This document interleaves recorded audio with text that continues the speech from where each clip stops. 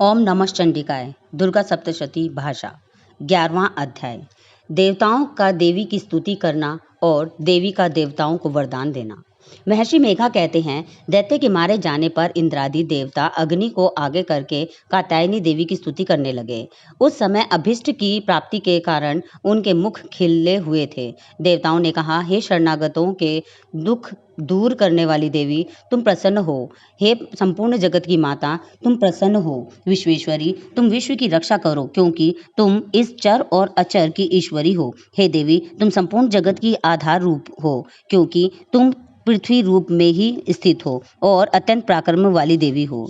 तुम विष्णु की शक्ति हो और विश्व की बीज परम माया हो, तथा तुमने ही इस संपूर्ण जगत को मोहित कर रखा है। तुम्हारे प्रसन्न होने पर ही यह पृथ्वी मोक्ष को प्राप्त होती है। हे देवी, संपूर्ण विद्याएं तुम्हारे ही भिन्न भिन्न स्वरूप हैं। इस जगत में जितनी स्त्रियां हैं वे सब तुम्हारी ही मूर्तियां हैं। एकमात्र तुमने ही इस जगत को व्याप्त कर रखा है। तुम्हारी स्तुति किस प्रकार हो सकती है, क्योंकि तुम परम बुद्धि रूप हो और संपूर्ण प्राणी रूप स्वर्ग और मुक्ति देने वाली हो। अतः इसी रूप में तुम्हारी स्तुति की गई है। तुम्हारी स्तुति के लिए इससे बढ़कर और क्या युक्तियां हो सकती हैं। संपूर्ण जनों के हृदय में बुद्धि रूप होकर निवास करने वाली, स्वर्ग तथा मोक्ष प्रदान करने वाली हे नारायणी देवी, तुमको नमस्कार है।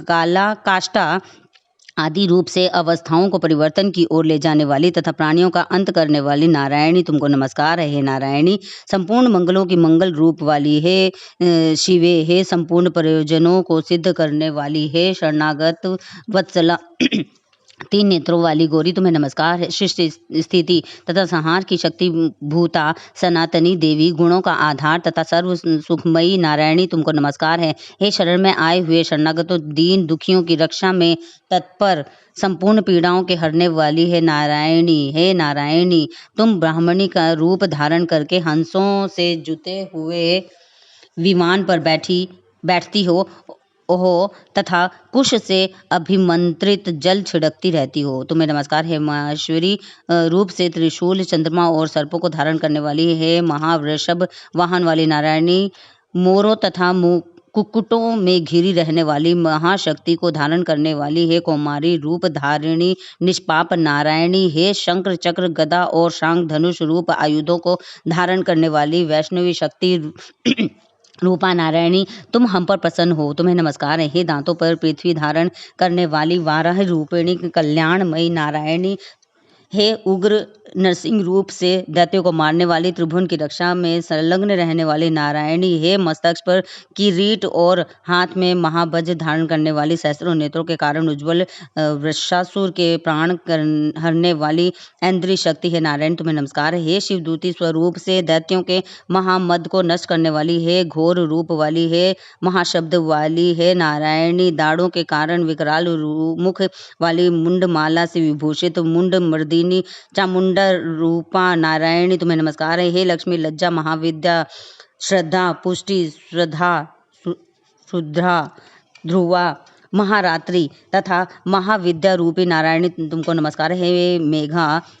सरस्वती सर्वोत्कृष्ट ऐश्वर्य रूपिणी पार्वती महाकाली नियंता तथा ईशन रूपिणी नारायणी, हे सर्वस्वरूपा सर्वश्रेष्ठी सर्वशक्ति युक्त देवी,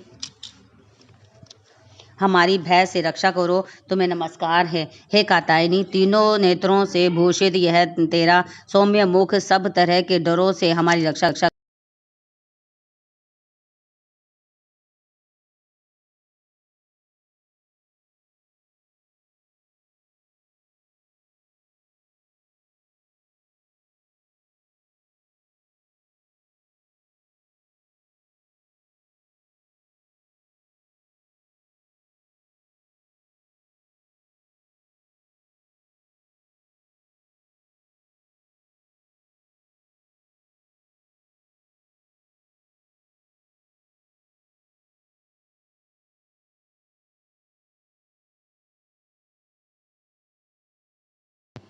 हे देवी, तुम प्रसन्न हो और असुरों को मारकर जिस प्रकार हमारी रक्षा की है, ऐसे ही हमारे शत्रुओं से सदा हमारी रक्षा करती रहो। संपूर्ण जगत के पाप नष्ट कर दो और पापों तथा उनके फल स्वरूप होने वाली महामारी आदि बड़े बड़े उपद्रवों को शीघ्र ही दूर कर दो। विश्व की पीड़ा को हरने वाली देवी, शरण में पड़े हुआ पर प्रसन्न हो। त्रिलोक निवासियों की पूजनीय परमेश्वरी, हम लोगों को वरदान दो। देवी ने कहा, हे देवताओं, मैं तुमको वर देने के लिए तैयार हूँ। आपकी जैसी इच्छा हो वैसा वर मांग लो, मैं तुमको दूंगी। देवताओं ने कहा, हे सर्वेश्वरी, त्रिलोकी के निवासियों की समस्त पीड़ाओं को तुम इसी प्रकार हरती रहो और हमारे शत्रुओं को इसी प्रकार नष्ट करती रहो। देवी ने कहा, वैवस्वत मनवंतर के 28वें युग में दो और महाअसुर शुंभ और निशुंभ उत्पन्न होंगे। उस समय मैं नंद गोप के घर से, यशोदा के गर्भ से उत्पन्न होकर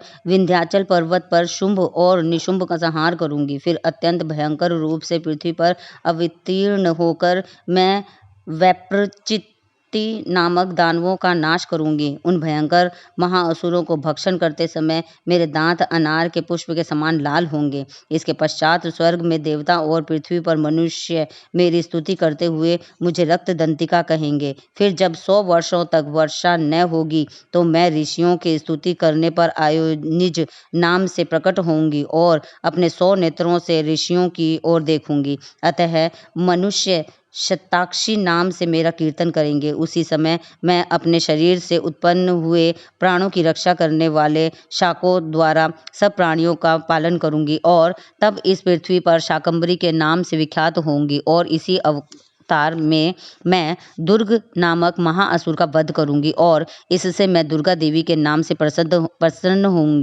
होंगी। इसके पश्चात जब मैं भयानक रूप धारण करके हिमालय निवासी महर्षियों की रक्षा करूंगी, तब भीमा देवी के नाम से मेरी ख्याति होगी। और जब फिर अरुण नामक असुर तीनों लोकों को पीड़ित करेगा, तब मैं असंख्य भ्रमरों का रूप धारण करके उस महादैत्य का वध करूंगी। तब स्वर्ग में देवता और मृत्यु लोक में मनुष्य मेरी स्तुति करते हुए मुझे भ्रामरी नाम से पुकारेंगे। इस प्रकार जब जब पृथ्वी राक्षसों से पीड़ित होगी, तब तब मैं अवतरित होकर शत्रुओं का नाश करूंगी। इति 11वां अध्याय समाप्त। जय माता दी।